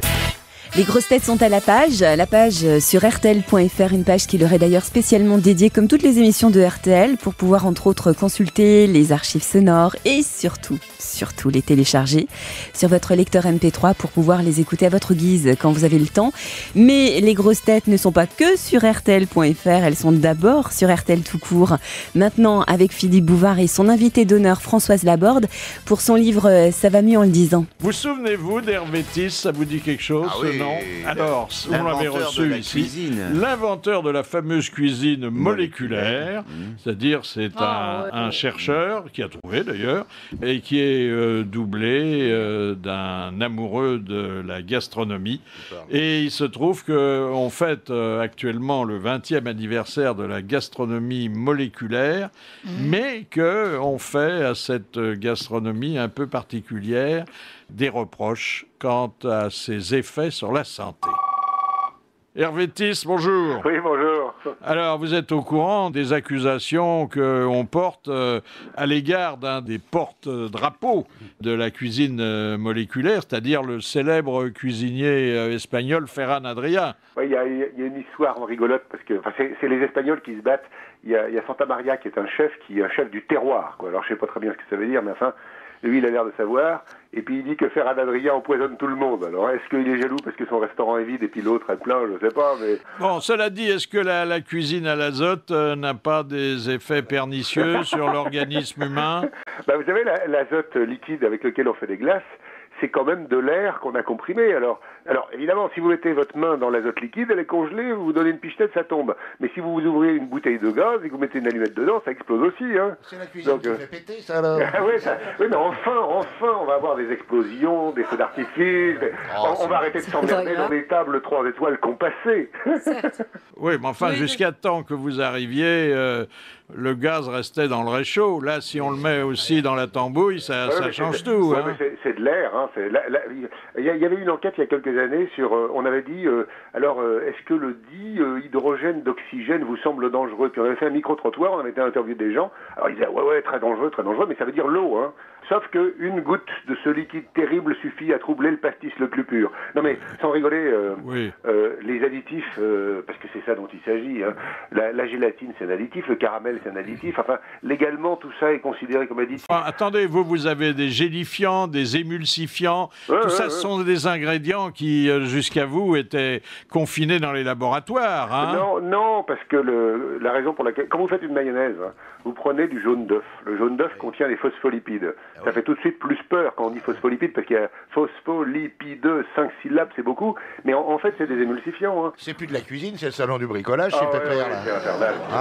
Ah non, mais vous savez que l'étymologie de ingénieur, c'était génie. Génie, c'est le diable. Hein. On engigne. Quand le diable va engrosser la mère de Merlin l'Enchanteur, il va l'engigner. Hein. Donc les ingénieurs, c'est des gens terribles, bien sûr. Écoutez, on vous retrouvera un jour pour déjeuner à la maison de la chimie. Hein. Volontiers, on l'a déjà fait. Hein. On vous l'a déjà fait. Oui, Catherine Laborde veut vous poser une question. Oui, bonjour. Pardon, Françoise Laborde veut vous poser une question. Il a dû bouffer deux vedettes à la télé. Il a dû manger votre cuisine, il sait déjà plus ce qu'il dit. Non, je voulais juste raconter une anecdote en vous attendant parler d'eau. J'ai emmené mon amie Denise Bombardier, qui est une célèbre écrivain québécoise, à Eugénie-les-Bains. Et elle est arrivée à Eugénie-les-Bains où l'eau est un peu soufrée. Et donc, elle a reniflé comme ça l'eau. Elle s'est tournée vers les autres curistes et les a tous regardés en disant « Mais qu'est-ce que vous êtes en train de boire, vous des Français? C'est de l'eau de paix que vous buvez. » Vous savez qu'il y a... Ils étaient absolument consternés. Et Denise a dit « Mais comment vous pouvez boire ça? C'est de l'eau de paix. Vous allez tous venir malade avec votre affaire. » Oui, vous savez que quand vous cuisez un œuf, un blanc ou un jaune dans une poêle, hein, si vous mettez le nez au-dessus, ça sent le soufre, quoi. Ça sent une odeur de soufre. Ce gaz, qui s'appelle l'hydrogène sulfuré, c'est un des plus toxiques qu'on connaisse. C'est-à-dire que, et même il est dangereux, parce qu'il est pernicieux, parce que quand on ne le sent plus, c'est le début de l'intoxication. Voilà. Je ne veux pas jouer les esprits chagrins, et je non, conçois d'ailleurs... Vous n'êtes pas comme ça. Non, je conçois d'ailleurs qu'associé à celui qui est peut-être le meilleur chef français aujourd'hui, c'est-à-dire à l'ami Gagnère, vous fassiez des prodiges. Il est quand même extraordinaire. Oui. Je reproche simplement à vos explications de texte de nous couper un peu l'appétit. Ah, mais vous avez tort, parce que vous savez, vous allez au clair de lune avec votre amoureuse. Si vous savez pourquoi la lune brille, ça vous empêche pas d'être amoureux. Mais ça peut sentir le paix. Ah oui. Ne vous laissez pas aller. La lune. Bon, écoutez, on est à moitié rassurés, et puis on a toujours de la sympathie et de la confiance pour vous. Mais quand même, on fera attention à ce qu'on mettra dans notre assiette. Merci Hervé Tiss, merci. On retrouve Philippe Bouvard et vos grosses têtes sur RTL en compagnie de Laurence Boccolini, Jean-Jacques Perroni, Jean Amadou, Pierre Bellemare, Jacques Maillot et l'invité d'honneur Françoise Laborde pour son livre Ça va mieux en le disant. En plus de tous vos défauts, vous êtes joueuse de loto. Oui, mais joueuse honteuse. je joue en catimini. Je vais de temps en temps dans les bureaux de tabac. Pour jouer aux millionnaires en espérant secrètement que moi aussi je gagnerais les 54 millions de l'euro million et autres fadaises. Eh ben non, c'est pas arrivé. Et donc à chaque fois je fais genre. Vous avez déjà gagné un peu, non? Comment ça se passe cette affaire-là? Oui, j'ai gagné le quintet dans l'ordre. Par hasard. Et alors comme une sotte, j'avais misé 1 euro et j'ai eu 2000 euros. Et après je me suis dit, t'aurais mis 10 euros, ma fille? Ben oui. Vous auriez eu combien? Ça, c'est l'institutrice qui parle, là. L'institut qui parle. Ah, oui. Alors, dans ce grand élan de vérité, Françoise Laborde a répertorié tout ce qu'elle supporte pas. Ça aurait pu donner d'ailleurs la matière de tout un livre. Ah oui. Hein. Oui, je vais développer dans le prochain qu'est-ce que vous sortez pas, que vous ne supportez pas?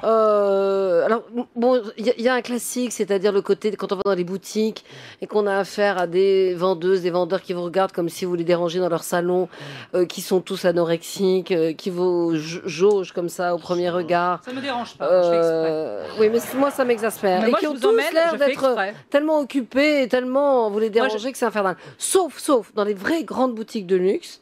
Alors, c'est là où on sent qu'on a passé un cap, où par contre, là, ceux qui sont bien habillés et bien élevés, ce sont les vendeuses, et les gens grossiers avec les casquettes et les trucs dégueulasses, ce sont les clients. Ouais. Voilà. Donc là, quand on est dans le haut de gamme... chez Dior l'autre jour. Non, ils sont très bien chez Dior. Ah oui, les vendeurs sont rien ne bien. les étonne. Mais moi, je fais exprès, je rentre dans des boutiques, mais il y a je plein prends de des choses tailles qui 32, m'étonnent. je les mets devant moi. C'est sûr que c'est vrai. Non, mais tu sais, dans les boutiques de mode, enfin très très fashion, les tailles s'arrêtent au 36. Au-dessus du 36, t'étais une grosse vache. Donc moi, je rentre, je regarde. Alors elle me regarde déjà en se disant, elle me reconnaît, c'est que ça. Et je prends un cintre avec une robe qui est visiblement où je rentre même pas une jambe et je me mets devant la glace et je regarde comme ça. Et je reste. Puis je fais non, puis je la repose. Et ils osent rien me dire. Qu'est-ce que tu veux qu'ils te disent? Voilà. Et je peux passer, c'est un grand. Je fais rire une copine, je l'emmène comme ça, je lui dis tu vas voir. Et on rentre, voilà. J'adore faire ça, je trouve que c'est génial. Dans les avions aussi, vous avez des... Ah oui, dans les avions, le côté il faut éteindre les téléphones portables. Enfin, si les téléphones portables... bientôt, ça sera, je crois... Ça sera autorisé, ce qui est la preuve que ça ne sert à rien de les éteindre. Oui. D'ailleurs, moi-même, je ne l'éteins jamais. Et, mais si ça brouillait l'écoute, si je puis dire... je savais que ça me ferait à Jean-Jacques. Ah, vous n'êtes pas en panne de micro? Non. Donc, on les aurait interdits depuis longtemps à l'embarquement, si je puis dire. Non, c'est que ça gonfle tout le monde, à mon avis, que tout le monde téléphone. La honte de l'invité d'honneur. Alors, oui, enfin, vous n'êtes pas toujours très physionomiste. Hein. C'est comme moi, je vous ai confondu avec votre sœur à l'instant. Méchant. Non, mais moi, c'est vrai que je ne suis pas très physionomiste et j'ai un vrai problème avec les noms et les prénoms. Donc, il m'est arrivé de confondre... parfois, de me tromper dans les prénoms. Par exemple, le ministre de l'Intérieur, Daniel Vaillant, je l'ai appelé Michel pendant l'interview. C'est parce qu'il parlait de sécurité routière, à mon avis, donc j'étais un peu concentrée sur autre chose. J'ai confondu deux banquiers, Jean-Claude Trichet avec Bernard Hezambert, mais c'est vrai qu'ils se ressemblent un peu. Ah oui, ils n'ont pas dû être contents. Hein. Et j'ai confondu... Pierre Berger avec Antoine Veil. C'est Antoine Veil que j'ai confondu avec Pierre Berger. Bertrand Sarkozy, ça va. Mais comme il a beaucoup d'humour, Antoine Veil, il l'a bien pris. Oui. Voilà, mais après... Et l'autre, c'est pas la même chose. Hein. Je ne sais pas, je n'ai pas essayé dans l'autre sens, si je puis dire. Ah, très bien. Oh ben, ça nous arrive à tous. Oh les gens, hein. On en a trop vu, hein, on est à saturation des visages et des noms. Hein. L'autre jour, j'ai vu Patrick Juvet, je l'ai confondu avec Dave. Dernière citation envoyée par Monsieur Leroy de Lioul, qui a dit « Il y a au moins un mariage qui rend un homme heureux. C'est celui de sa fille. » Sacha Guitry. Non. Un autre auteur dramatique disparu aujourd'hui, mais celui-là, au lieu d'être de l'Académie Goncourt, était de la Française. Marcel Pagnol. Non, mais c'est pas loin. Marcel Achard. Marcel Achard. Bonne réponse de Pierre Bellemare. Est-ce que vous pourriez dire quelques amabilités aux auditeurs des grosses têtes en patois landais ? Ah, je ne parle pas bien. Moi. Mais je peux faire l'accent si vous voulez. Non, je peux vous raconter ce que c'est que la plumade. Alors la plumade, c'est un truc qui arrive chez nous. C'est très bizarre parce que parfois il y a des fermes comme ça où on sait qu'il y a une aventure entre un garçon et une fille, on peut trop le dire. Et alors, quand on sait qu'il y a une affaire... C'est du landais ou du gromelot, ça? C'est comme ça qu'on parle pas chez moi parce qu'on mange un peu... Là, vous avez qu'à écouter Bernard Laporte, vous verrez, il fait parler un peu comme ça aussi. La Thérèse, elle a eu une affaire avec le André. Ouh, tout tume et bého. Alors après, on fait la plumade, et c'est qu'on met le chemin de plume entre la maison de la Thérèse et la maison du André. Et personne ne doit toucher au chemin de plume, et comme ça, on sait qu'il y a eu une affaire entre les deux. Ça peut détruire une famille heureuse, vous savez, une affaire comme ça dans un village. Parce que tout le monde le sait, après, on cause. Dans les villages, on vit des tragédies comme on n'imagine pas, hein. Vous-même. C'est une belle langue, un peu chargée, mais c'est une belle langue. Elle devrait présenter le journal comme ça. Ah oui. Ce serait beaucoup plus rigolo. J'envisage de faire une édition locale. Régionale, une édition régionale pour le Grand Sud-Ouest où je dirais bonsoir, betse au départ, et adios, et alichat, c'est tout ça. Alors, puisque notre ami Laurence Boccolini... Je peux faire le Canada aussi et le Belge, hein, si vous voulez, dans le même... Vous pouvez faire le Belge aussi. Et vous voulez que je passe après ça? C'est même pas la peine. Eh ben oui, Laurence. Eh ben oui. Parce que vous êtes devenue une comédienne à part entière. Oh, t'as raison. Et c'est à vous que va revenir la charge et l'honneur, enfin on verra quel est le mot qui convient, de raconter l'histoire envoyée par Madame d'Arc du Havre. Jeanne, bien voilà. sûr. Ou Mireille d'Arc. Et pitié de Laurence, il rame déjà, s'il te plaît, Pierre. C'est Madame d'Arc de Rouen, oui. mais il y a eu un glissement de terrain. Ah bon, c'est du Havre, moi, aussi. Oui. Alors, c'est pas grave, la mer était haute. C'est une jeune fille. Elle va pas y arriver. C'est une jeune fille qui vient... À quoi on le voit? Hein? À quoi on le voit que c'est une jeune fille? C'est pas, c'est marqué. Ah bon, d'accord. Qui va prendre place dans le confessionnal. Elle se penche à la grille du parloir et commence. Pardonnez-moi, mon père, parce que j'ai péché. Allez-y, mon enfant, parlez. Quel péché avez-vous commis? Mon père, j'ai commis le péché de vanité. 2 fois par jour, je me contemple devant le miroir en me disant que je suis magnifique. À ce moment-là, le curé se penche à la grille, observe longuement la jeune fille, puis lui dit « Mon enfant, j'ai une bonne nouvelle pour vous. Ce n'est pas un péché, c'est simplement une erreur. » Elle est pas méchante, hein. Non, vous l'avez faite formidablement. J'ai fait ce que j'ai pu. T'as remonté le courant d'une manière formidable. T'as été magnifique. C'est pas une histoire extraordinaire, mais elle a été formidablement bien vendue. Voilà. Ouais, il a fallu que je... Un grand merci à Françoise Laborde d'être venue parler de Ça va mieux en le disant. Un livre dont vous avez compris qu'il vous permettra de mieux la connaître. Merci, bravo, à demain.